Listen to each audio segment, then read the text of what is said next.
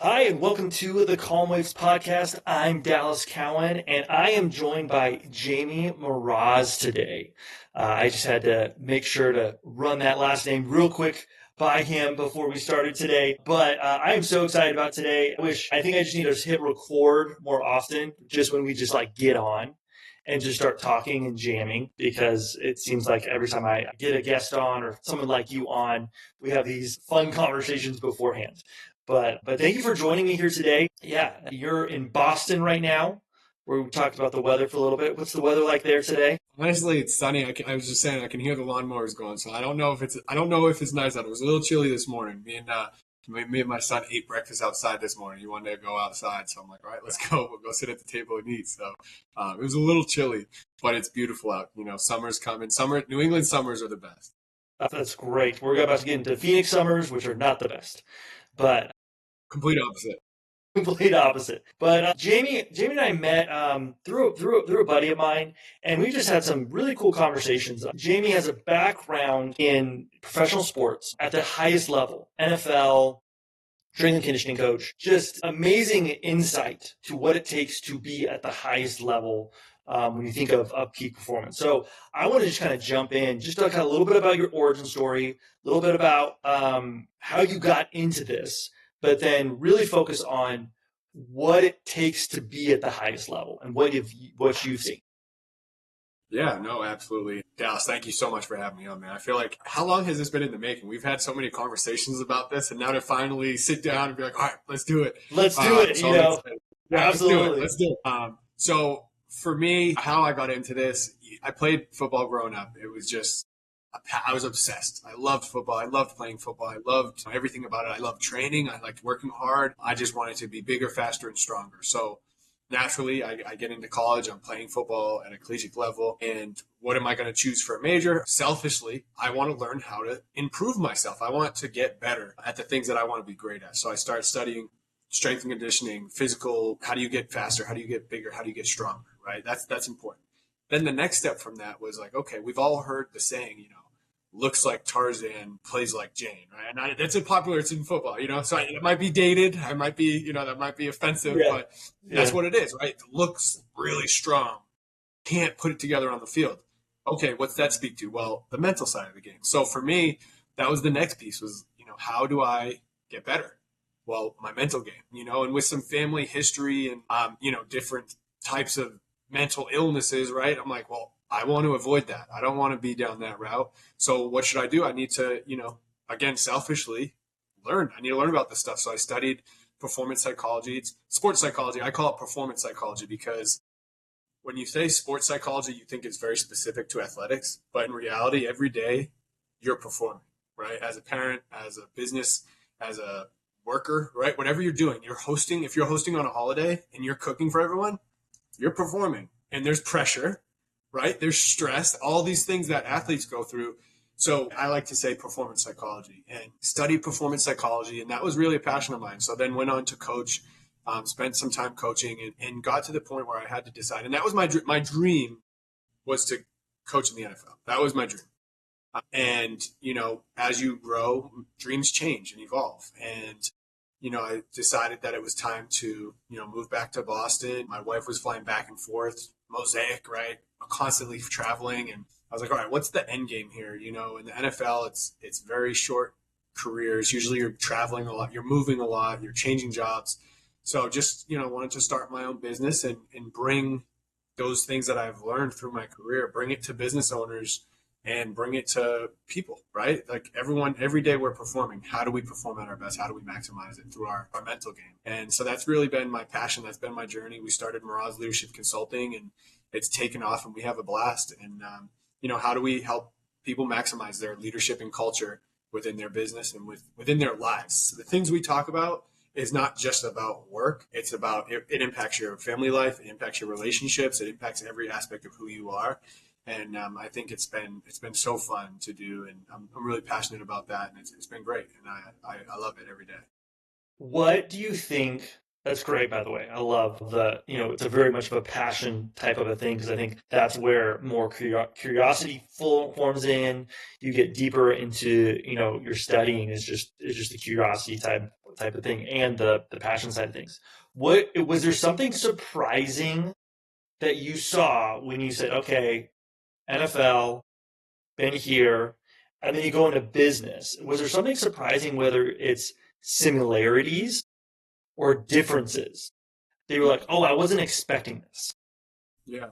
So I think the biggest thing that I learned, working in the NFL, we've all heard about divas, right? We've all heard about high maintenance, kind of selfish, don't want to listen to anyone, can't be coached, right? That's the minority.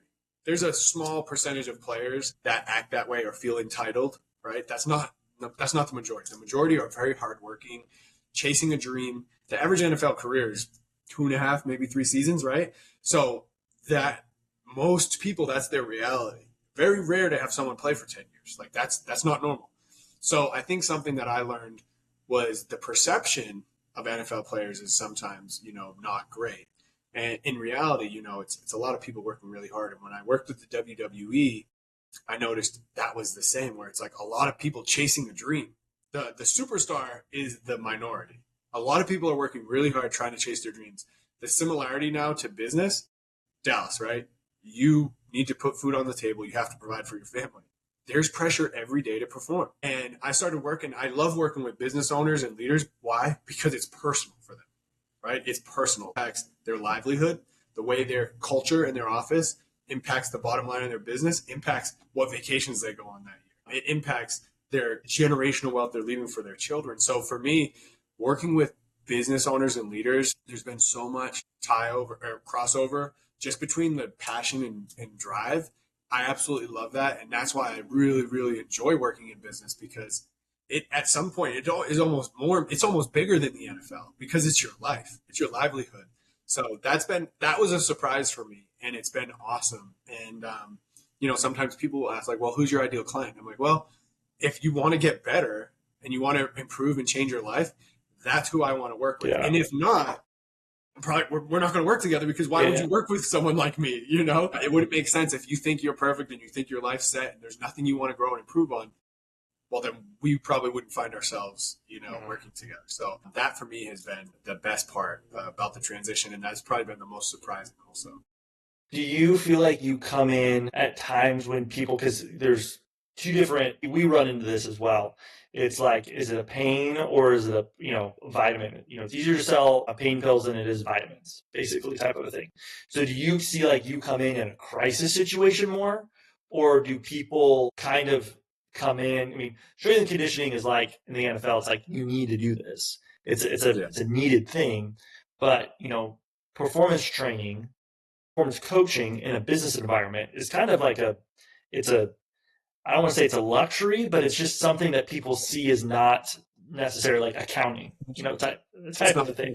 Yeah. It's not essential. Yeah. So when you come into situations, you usually come into situations where like, my team is in disarray, help me. Or is it more of like, hey, I think I can get more out of my team. Let's bring you in. So both. Yes to both. I feel like when it's in disarray and the things burning down, typically they're not in the best financial situation.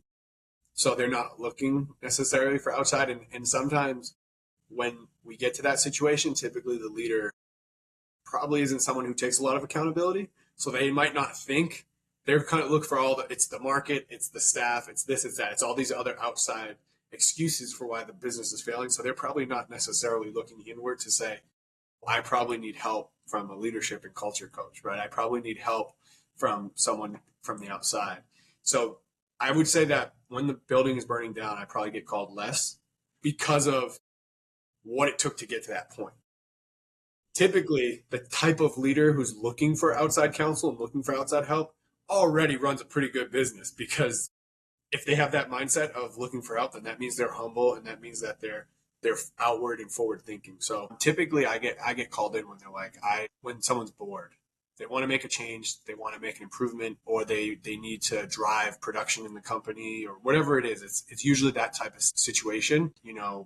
Something I didn't mention, the reason I'm so passionate about performance psychology, I mean, when I started studying, like it literally changed me, changed who I was, changed my personality, changed my reality, changed a lot of aspects of the way I think and communicate. And I think that was huge for me. And it's something that I always stuck with, like, hey, you can change your life. You really can by changing the way you think. And for me, you know, you would hear cliches like that and be like, yeah, okay, sure. And then when I actually tested it, I'm like, let me test this. Let me just try this. Let me try and think differently. And it really did. And so for me, it's, you know, when someone wants to make a change or they want to change an aspect of their life, that's when I get called in, and that's when we really start working together. What is what is the thing? So you walk in first day, you get a call. Walk in first day. What are you looking for? What are you trying to implement like right away? What are the things like you would say, okay, these are essentials. These are non-negotiables. Like what are the things that you recommend to people? Yeah, so I wish there were a one size fits all. I wish there was like a Rolodex, because you see all the time, right? Oh, the 4-step process, or here's Mm-hmm. this class on how to change your business. And it's like everyone's different. Every business is different. Everyone's leadership style is different. So on that first call, the second you call me, before I even walk in the door, I'm just listening, and I'm going to try and ask questions to pull out of you, like, what's the pain point and what's your perspective on the pain point? What's causing it? And that's what I'm trying to learn. And I'm trying to give you the first phone call. I'm trying to give you homework and things to reflect on and think about so we can start pivoting and start making adjustments already before I even step in the door. Because just hearing you speaking and hearing what's important to you, I'm going to learn a lot about that. I'm going to learn a lot about what you think is important, what you value, and what the pain point is. And sometimes just that change in perspective, just from an initial call, sometimes that change in perspective can start the wheels spinning of, oh, okay, we're going to start approaching this a different way. Even if we don't have all the answers, we're starting now. So for me, yeah, that would be, I wish there was a 10, here are the Yeah. 10 things all leaders need. In reality, we could see the same movie and have two completely different takeaways because of Yeah. our past, because of our perceptions, because of everything, right? So for me, it's just learning. I have to learn, what is the pain point? What do you think is causing it? What do you think is contributing to it? And then going from there, investigating and learning and asking a lot of questions, as many questions as I can. Going so businesses are always interesting and people are always interesting because they're different goals. You can see what the different goals are.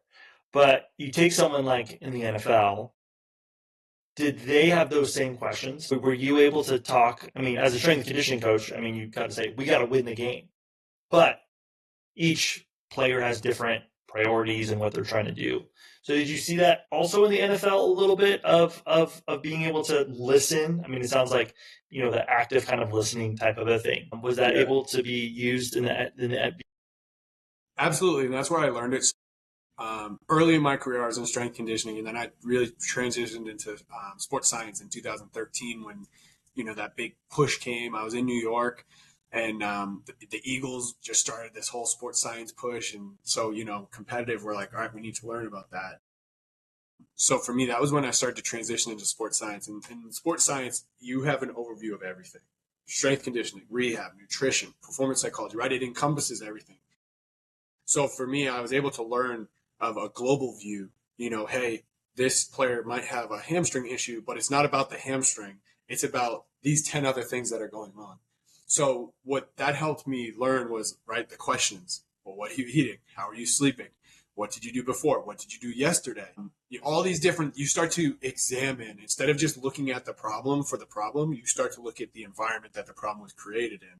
And you start to figure out, where are the roots of this thing? How's it start? So that same approach, that kind of investigative mindset, I think has helped me be able to go into situations. And again, any business, it doesn't matter the business. There's leadership, there's communication, there's human interactions, right? Every business has that. Athletic teams have that. Locker rooms have that. It's all the same. So you go into a situation you're not aware of, you find out what the problems are, and then you start to investigate and you start to observe, listen to the way we communicate, listen to what people emphasize or think is important. And you can start to see things differently because I'm an outsider. So I don't have any of the preconceptions that a lot of the people within the office have. I'm completely new, I'm completely green and fresh. So sometimes just bringing in a different perspective or maybe showing a different angle can help. And a lot of times there's breakdowns in communication. That's usually the main thing. So being able to be kind of a middle neutral person and taking how different people's perspectives and sharing them, in a objective, aggressive or biased way, all of a sudden you can start to pull teams closer together by improving their communication, by bringing in kind of a third party. So that, I would say, that's probably the biggest strength, I think, and the biggest thing I learned while in that sports science role and at the NFL level. Yeah, because you have sports science, you've got subjective and you've got objective type of things. You can see what their 40 time is, and but how are they feeling? As you talked about, we in baseball we talked about batting practice player. Philip bombs in batting practice, but he can't perform in the game, and it's like, okay, what's that disconnect? What they run fast here, they run slow here, like same person, just you put fans in the environment, and what's that difference. So let me ask you this, because we talked about this before too. What would you say, because you have that, whether it's business person, or you have NFL guy, you have the specimens that are out there, guy who wants the 4.4, he's great, and he can't, he can catch the ball in practice, he can't catch the ball in the game. What have you seen that kind of like separates those guys that have that blip career, 2 years, 3 years, versus the guys who are like 7-year, 10-year vet? Like what is it a mindset thing? Is it a body thing? Because they're all in peak optimal shape. But what is there anything that you see that defined, the people, and even from the leadership standpoint? Now you're in the leadership and you'll be able to see, changing people's environments. But what would you say is there anything out there that's just like here's a common trait, or here's a thing? I know everyone's different. I know, but it's not a 10-step process. Here's the 10 things you need to do to have a 7-year NFL career. But is there anything that you just saw that was like, oh, here's a common thread? Yeah. So from just talking about athletics in the NFL, I think we'd be naive to say that some of it isn't physical, right? Like, Dallas, if I put you in a helmet and shoulder pads and put you in and tell you to run up the A gap, right? Yep. I get crushed. Probably not. You're probably not walking away from that. Nope. Yep. There's a difference between LeBron James having a basketball in his hand and me having a basketball in my hand. Exactly. Yes. So yes, to a degree, there is some physical attributes. Even just talking about like bone density or ligament and tendon strength. Like there are some things that some people have that others don't, and that allows them to go longer in their career. Right? There's certain guys. I remember there was a guy who is a 10-year All-Pro, really really good player. And during physicals, they do the DEXA scan, right? And his bone density was like ridiculous. Why? Well, he's been playing in the league for this long, just taking hit after hit. Like you get stronger. And his body, that's a physical thing that I don't have, you don't have, he has. That's something that's going to help him play longer and reduce injuries, right? So let's take the physicality out of it, because we all know, and if we look in the business world, well, maybe those physical attributes don't necessarily impact success as much. It can be more of a mental game than not. So looking at just like qualities and traits of successful, whether they're athletes or business people, 3 things instantly come to mind: hope, self-regulation, and perspective, right? Hope, self-regulation, perspective. Why? Why are those important? And I'll start first with self-regulation. So that is like discipline, right? You don't want to wake up. You don't feel like waking up. You wake up anyway. You don't want to train. You don't want to go read this book. You don't want to prepare for a meeting. You don't want to read up on a podcast interview you're doing, right? Your quality of work's probably not going to be as good. So you need to have the self-regulation and discipline to do things when you don't feel like it. And I think that's one of the most important qualities just in general, is just taking ownership and understanding, if I don't do it, right, I'm not going to get the result I want. So I have to do it, regardless of how I feel. So I think self-regulation / discipline, right, is probably one of the most important qualities. Next one we'll talk about is perspective. What do I mean by perspective? And I think some of the most successful performers, teacher, parent, quarterback, CEO, they're able to look at situations from different perspectives. And they're able to reframe things in their own mind in milliseconds to come up with different results, or to think about different strategies, to think about different, instead of looking at a situation and just being absolute 100% right, they're able to think, what if this? What about that? And they're able to change perspectives. And from a performance standpoint, how does that impact? Well, a lot of times, naturally, we're wired to look for threats. So we can oftentimes think of the negative. Mm-hmm. What if this happens? What if that happens? We've all been laying in bed and we're going through all these scenarios in our head. Well, something I love is like, well, play the full what if game. If you're going to say all of these negatives, what's the absolute best thing that could happen, right? Mm-hmm. What if everything goes as planned? What if it goes better than expected? What if you go into this meeting and you end up Xing what you thought you were going to do for closing, right? Let's look at both sides of the what if game. And that helps our mind change perspective. Some of the most elite performers are able to do that. They're able to take the what ifs and they're going to look at the full spectrum instead of just the negative. I think that separates some elite performers. And the last one is hope. What is hope? Hope is, to me, just looking at a situation and kind of like the what if game, right? What could happen from this, right? What could this be? What are we learning from this? And it's a lot about a growth mindset, but that quality of hope and that characteristic of hope, having hope. And I always tell leaders, like, we have to be hope dealers. You got to be a hope dealer. And if there's an issue going on in the company or whatever, you have to be able to put on blinders and you have to look at, okay, what can we get out of this? What can we learn from this? How can we improve? How can this help us get to where we need to go? That's being hopeful, not positive, right? We're not talking about fake positivity. I'm not talking about rainbows and pixie dust and like everything is good, right? No, we're talking about hope. And to me, it's productive thoughts. What are we doing to move forward? How are we going to grow from this? How can we improve from this? And I think if you can take those three qualities, easier said than done, right? It's easy to talk about self-regulation, harder to do. It's easy to talk about different perspectives, much harder when you're in the moment and someone's talking to you and you have all these pre-thoughts that you have about this person, right? So a lot harder to change perspective. That's where I can come in, right? Hope, really hard. When you're tired, when you're frustrated, when things aren't going your way, really challenging to be hopeful. Those are what the highest performers are able to do across all industries and fields from my perspective. Those are the things that I feel like are just, that's it. That you have those things, those three qualities, you're going to be able to move mountains and do things that you want. You'll be able to do whatever you want, whatever that is. You'll be able to do it. I love that. Like, full stop. That is amazing. Like, I think that perspective, I mean, when you can boil it down to three things, just my response to that. I mean, I think self-regulation, we talk about that all the time. Like that's a brain thing. I mean, self-regulation, prefrontal cortex is like, that's what you're trying to do, is going, whether you're on the field or anywhere else. And that's where concussions come into play. All these different things can come into play that hurt that. Anxiety comes into play, all those different types of things.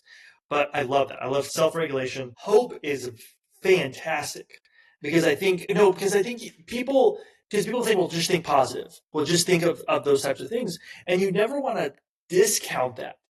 You never want to say, no, don't talk about that, because you still need that. You still need that part of that thing.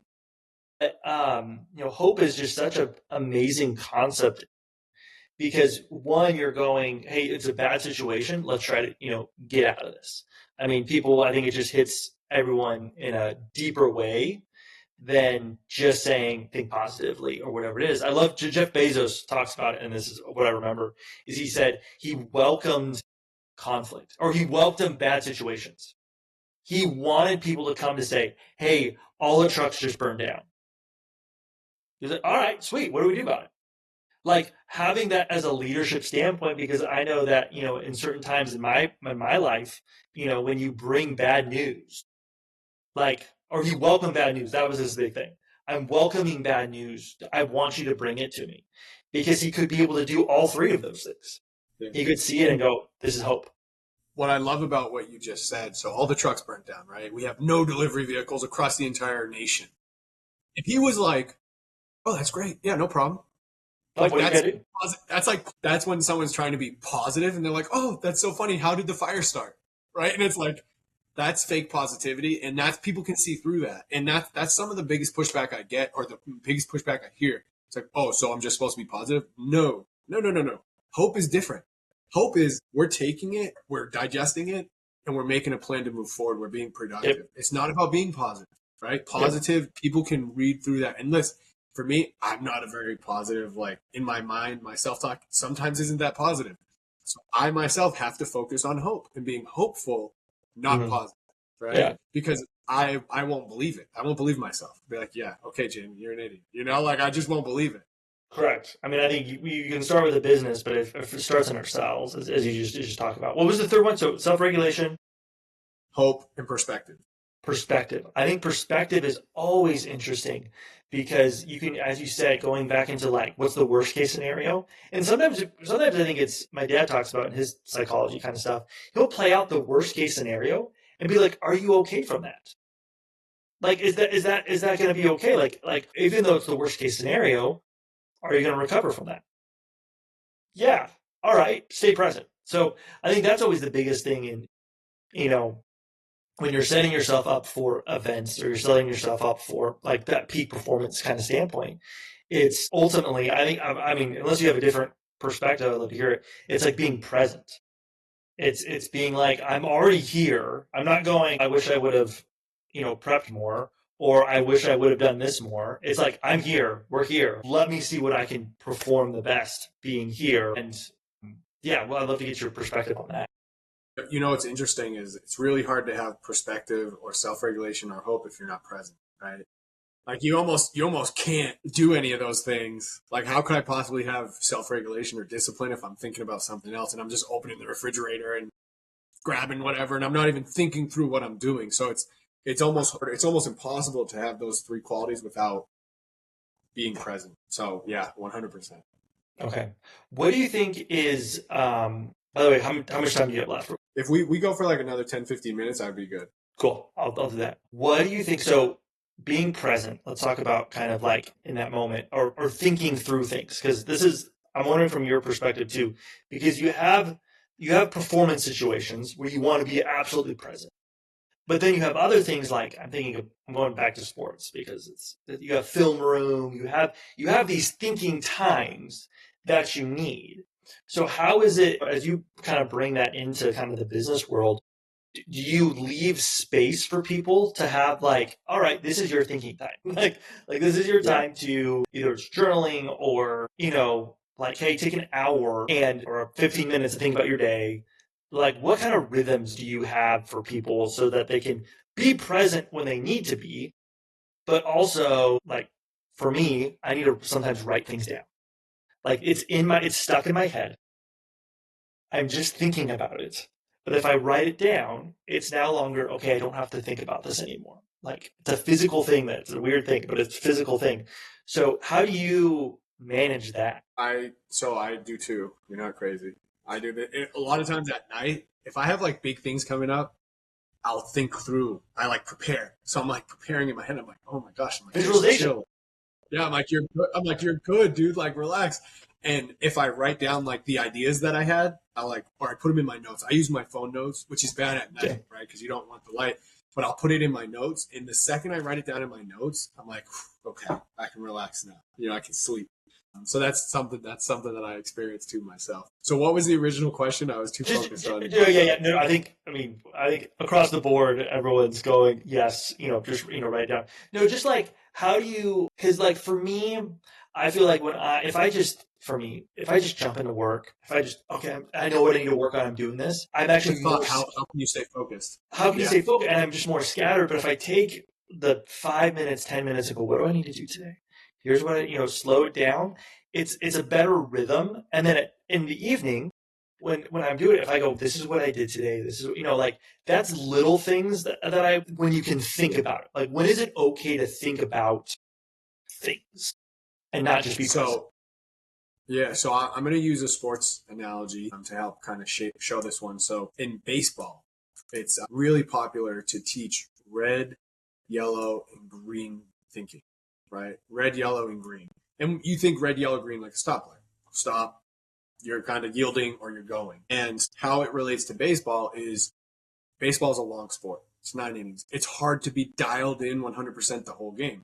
So what we do, we have to create fluctuations. You're out in center field.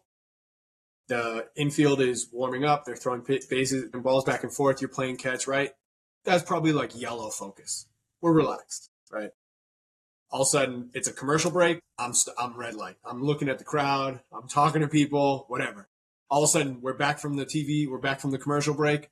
The pitcher has the ball. He's looking at the catcher, getting his signs. Boom, I'm dialed in. It's green. Now I'm focused. I'm in. Catcher catches the ball, throws it back to the pitcher. The pitcher walks around the mound. Okay, I'm in yellow. I can coast again, right?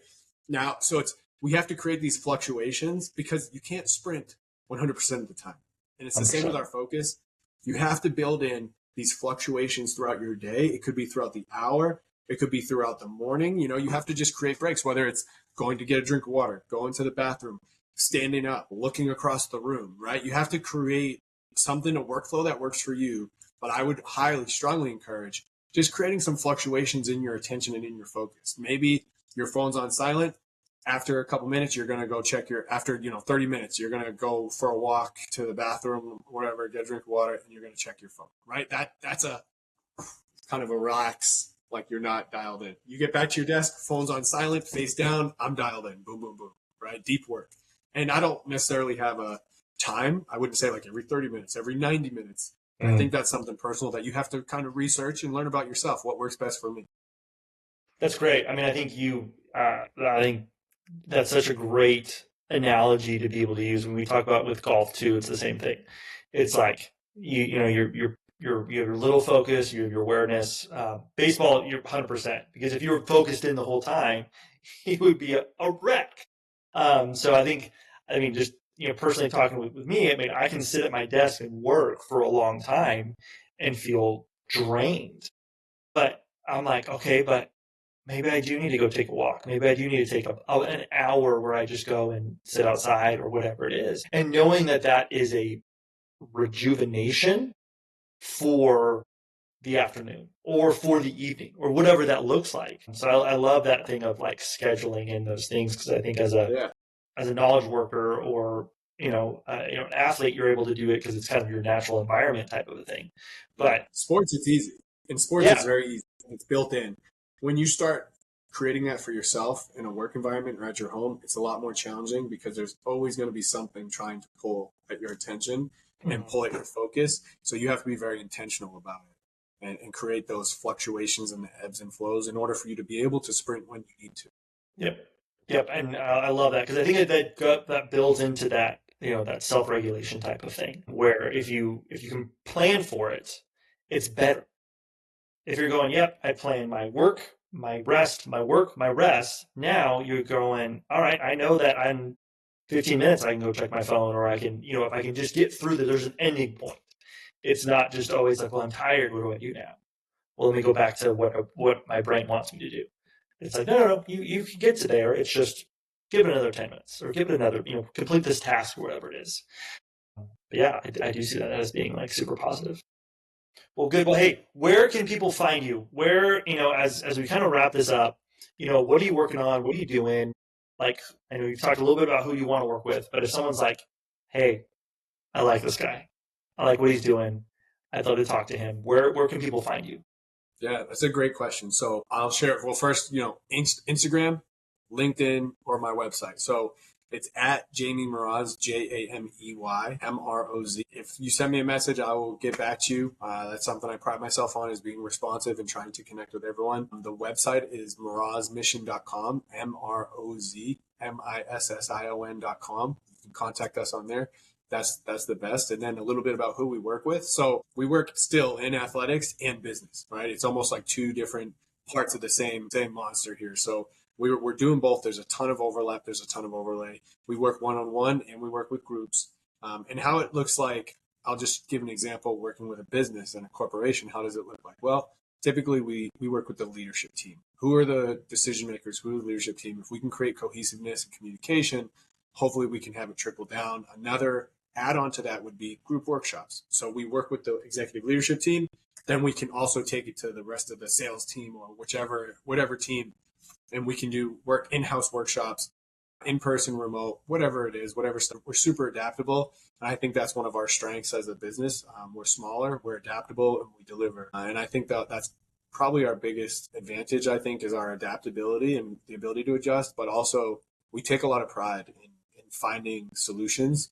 And something I always tell people, you know what, just like the NFL, this is high stakes. We always start off with a 4-month agreement, quarterly, because it takes time to drive change. It doesn't happen overnight.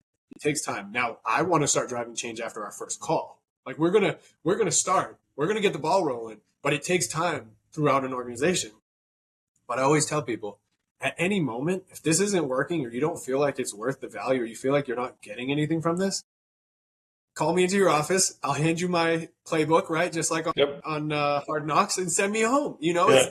Listen, this is it's a high stakes environment. It's high pressure. We want to perform. You want to perform, and we want to deliver. And if we're not delivering, you send us home. And we're used to that. We're used to working in professional sports. We understand the pressure that comes with delivering and doing what you say you're going to do. So for us, that's something we really pride ourselves in. Is we want to have extended relationships. If it's not working, send us out the door. We're going to learn from it. We'll ask for feedback. We're going to get better. So yeah, if anyone wants to connect with me, Jamey Mroz, find me and send me a message. We'll connect. It's amazing. Well, thank you for today. I think this was fantastic. I learned a lot. I mean, if anything, it was very helpful for me in what I'm doing and trying to build out. Hopefully it's helpful for the audience out there as you listen to this. So, thank you, Jamey. Thank you for your time. And we'll see you next time. Absolutely. Thank you so much, Dallas. I appreciate it. And I hope everyone took something out of this. Absolutely.